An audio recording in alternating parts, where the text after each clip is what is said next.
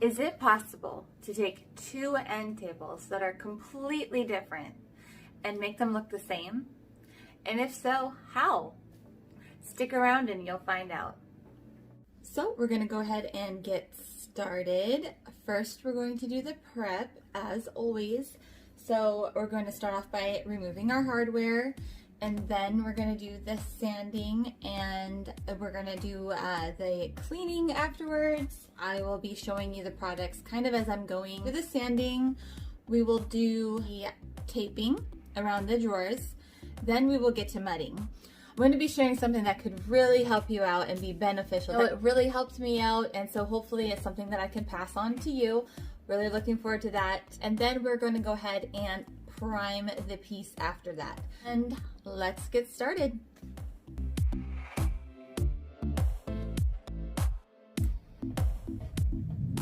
Okay, so you guys saw me stop and measure the hole-to-hole diameter on this piece. It totaled 4 inches. So one of the ways that you can make a piece look cohesive with another piece that does not match is match the hardware. Mind blown. We're going to mud up the other holes over here. We're going to drill new holes, and then when the pieces are all done, we'll go ahead and put those matching hardwares in, and it's going to be the final touch that just really pulls it all in together. But that isn't the only element that makes two end tables that are completely different look the same. So let's keep going.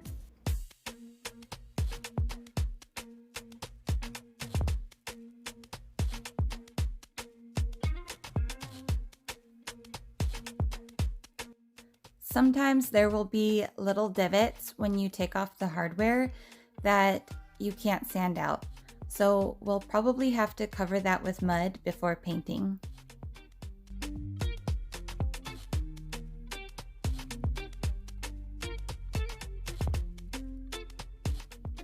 And a little break time with my babies. They came to say hi to me while I was working. So of course I gotta give them some love-ins, right? Okay guys, so here is the mudding tip.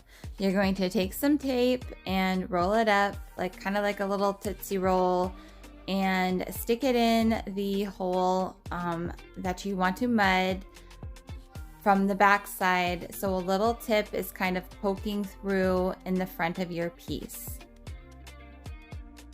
So what will happen when you would normally try to fill a hole is it would go over it once, and then it would settle into the hole, and it would kind of make a divot. And sometimes when sanding, you would have to then reapply another round, and it's, you know, it's an inconvenience. So what I've learned is to kind of clog the hole up. And we're only gonna need one application, and it's gonna be good. So, there we go. I used to go back so much, back and forth and back and forth. I always thought I was doing it wrong. But if the hole's open on the other side, the product, once it dries, is going to sink into that empty space, and it's going to create a crater until it doesn't anymore. And sometimes, depending on the products, it works right off the bat. And sometimes it doesn't, and this just eliminates that step. And so I like to kind of squish it in there as best I can, and then, you know, flatten it out with the tip of, you know, the spatula, and wait for it to dry. That's what we're gonna do.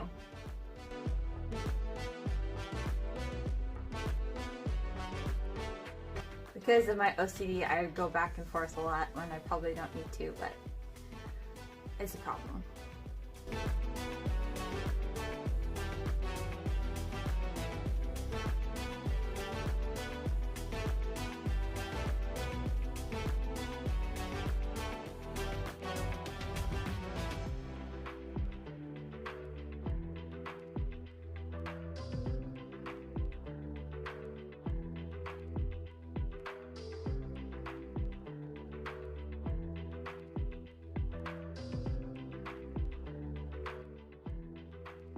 We're gonna go ahead and get to priming. We can apply the primer in a couple of ways, with a brush or with a roller. We're going to do a brush today. I save old brushes and then I use them for primer. So let's go ahead and get to it, and then we will press on with the color.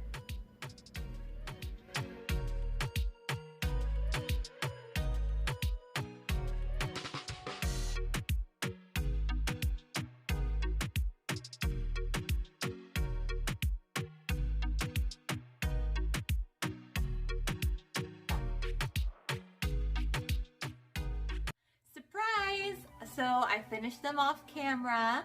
They are all primed and ready for paint. So now all we need to do is get the paint, get our brush, and get to painting. Let's go. In the drawer, there's like a little lever that you can just boink down and take the drawer out. So I spent all day yesterday going around without being able to take out these drawers. I don't think that one over there has it, but hello, could have saved me some time. Look in your drawers. Don't be like me.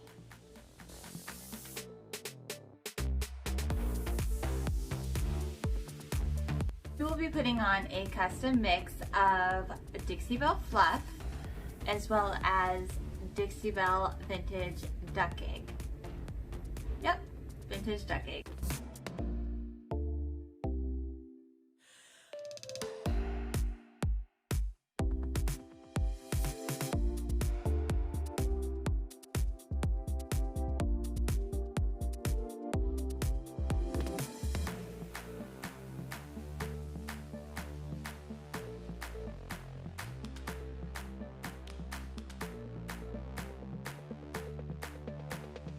So here we can see some bleed through that has happened on this side of the table here. Since these are for a client, and you know, when we paint client pieces, our reputation is on the line. Even when we don't and we're just selling our furniture, we still want to put out good things. So this means that we should probably paint another coat of primer on here. Primer needs 24 hours to cure, especially when you're using it with chalk paint, because you have to wet chalk paint. And if you don't let it cure properly, it will start peeling up underneath your chalk paint. So I've learned this from past mistakes.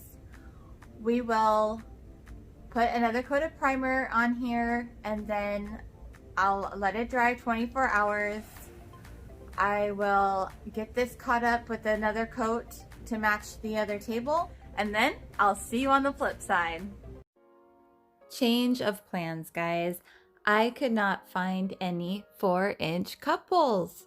So I took a look at the pieces, decided to meet in the middle, and ordered some 3-inch cup bowls because there were plenty of those to go around.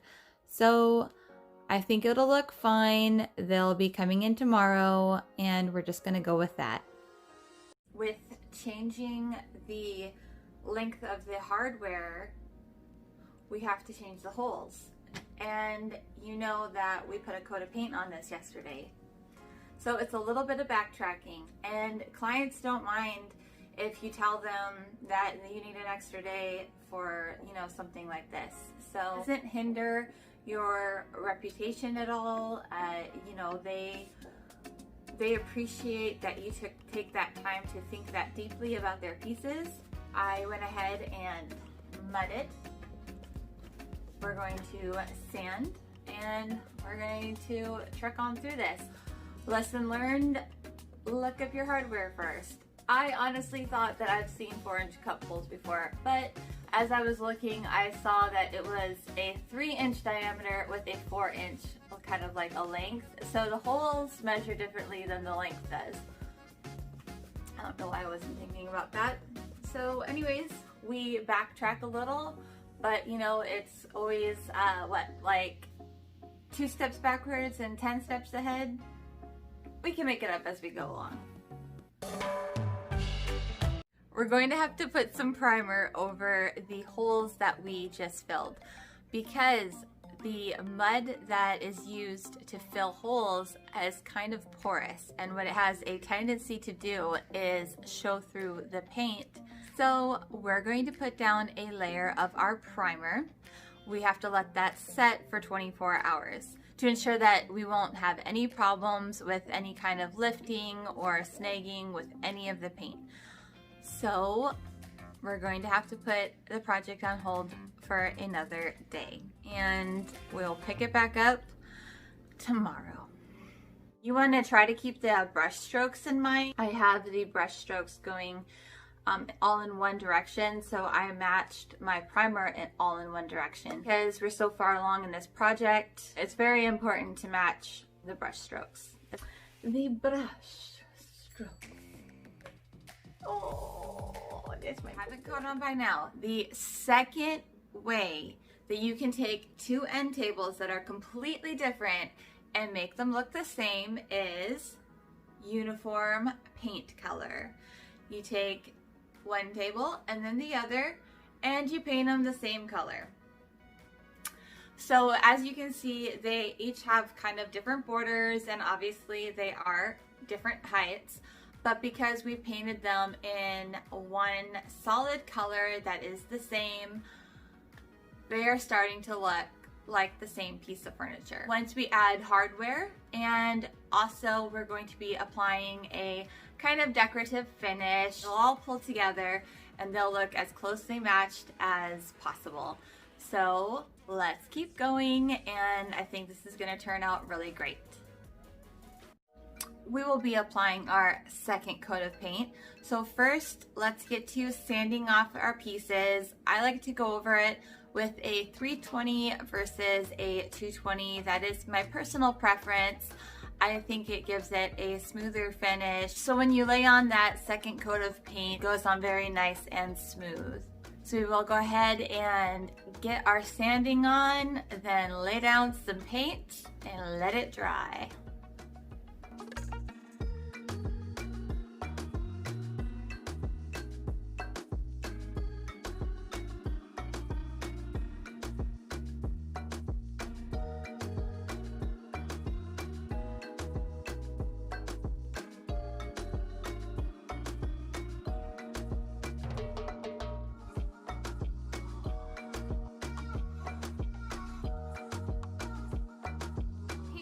Home stretch. So we're going to be actually laying on two different kinds of top coat, because what are lines drawn for if not to be colored on the outside, right? I will be putting a poly coat just on the top.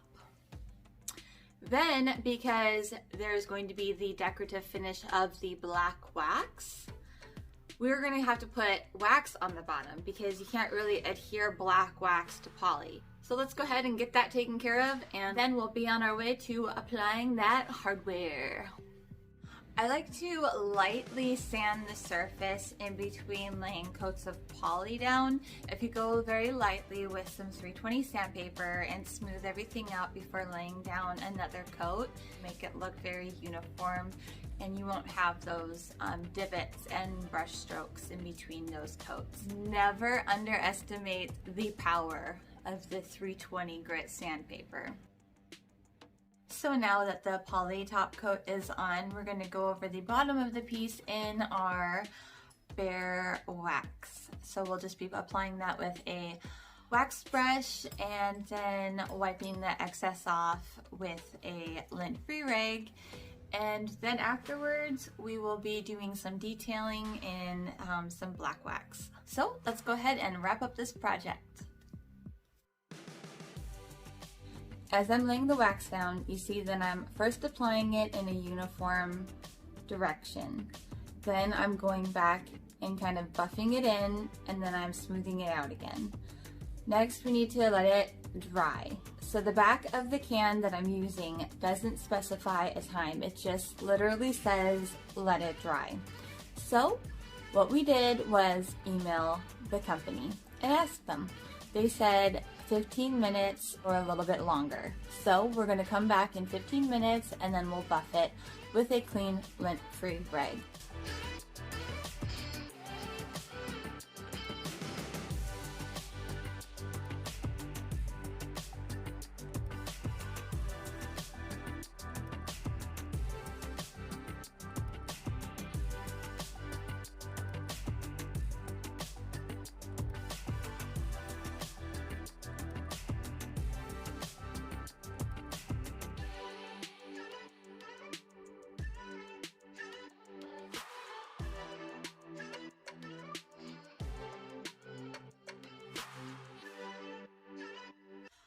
All right, they're done. So we had quite the journey from the beginning to the end, where my client showed up with 2 different end tables, and I had to take those bad boys and turn them into looking like furniture from the same collection. And I think we pulled it off pretty well. She will be here to pick them up, and it's on to the next. So I have so much more to say and so many more things to tell you guys. So please, if you want to continue seeing videos like this, learning more tips along the way, or just, seeing my fun, goofy personality, please subscribe to this channel, hit the like button, and continue watching my videos. I would really appreciate it. And until next time, I'll see you later. Bye, everybody.